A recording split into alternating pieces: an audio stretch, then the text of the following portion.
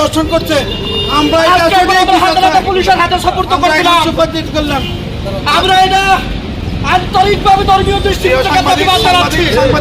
কক্সবাজার থেকে পালিয়ে এসে রাঙামাটি শহরের একটি বাসায় স্বামী স্ত্রী পরিচয়ে বসবাস করার সময় এক তরুণ তরুণীকে জিজ্ঞাসাবাদের আওতায় এনেছে আইন শৃঙ্খলা রক্ষাকারী বাহিনী।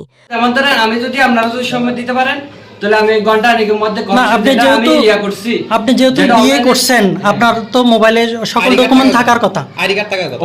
আইডি কার্ড তো জবানি নিবন্ধন আছে। আমার নিবন্ধন আমি কিছু আনি নাই। আচ্ছা আপনার ফ্যামিলি বাবা মার নাম্বার দিন। আপনার ফ্যামিলি নাম্বারটা দেন। আমার ফ্যামিলি নাম্বার ছিল, এখন যেগুলো ছিল ওটা ইউজ করে না, এগুলো ইউজ করে না ছিল। এখন আমি মূলত বিষয়টা আপনার গার্ডিয়ান কে? না না ভাই আমি বিষয়টা একটু বেশি বললে আপনি একটু বুঝবেন। আপনি একটু থাকেন। আপনার গার্ডিয়ান কে? আমার গার্ডিয়ান তো আমার বাড়িতে এখানে কেউ আসে না। আমি বলছি আপনার গার্ডিয়ান কে? বাবা। অভিযুক্ত যুবকের নাম সাগর কান্তি দে, যিনি কক্সবাজার সদর উপজেলার ঈদগাহ হিন্দুপাড়া এলাকার দিলীপ কান্তি দেয়ের ছেলে। অন্যদিকে তরুণী সুমাইয়া জান্নাত চকরিয়া উপজেলার খুটাখালী ইউনিয়নের ৮ নম্বর ওয়ার্ডের নতুন অফিস এলাকার নূর ইসলাম ও রাজিয়া বেগমের মেয়ে। আমার পিতার নাম দিলীপ কান্তি দে না।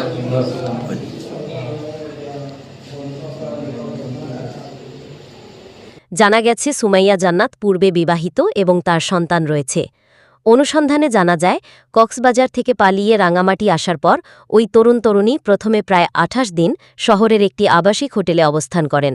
পরবর্তীতে তারা বনরূপা এলাকার জেবি সমিল সংলগ্ন মনসব আলী সওদাগরের মালিকানাধীন একটি ভবনের ৩য় তলায় ভুয়া স্বামী স্ত্রী পরিচয়ে বাসা ভাড়া নিয়ে বসবাস শুরু করেন।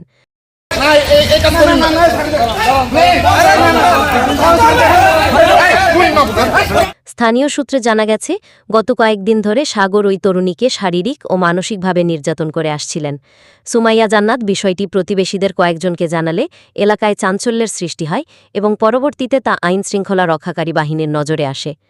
আইন শৃঙ্খলা রক্ষাকারী বাহিনী তাদের একত্র বসবাসের বিষয়ে জিজ্ঞাসাবাদ করলে তারা নিজেদের বিবাহিত বলে দাবি করেন, তবে বিয়ের সপক্ষে কোনো বৈধ কাগজপত্র বা প্রমাণ দেখাতে পারেননি তারা। সংশ্লিষ্ট আইনশৃঙ্খলা রক্ষাকারী বাহিনী সূত্র জানিয়েছে ঘটনার বিষয়ে প্রয়োজনীয় তদন্ত কার্যক্রম চলমান রয়েছে।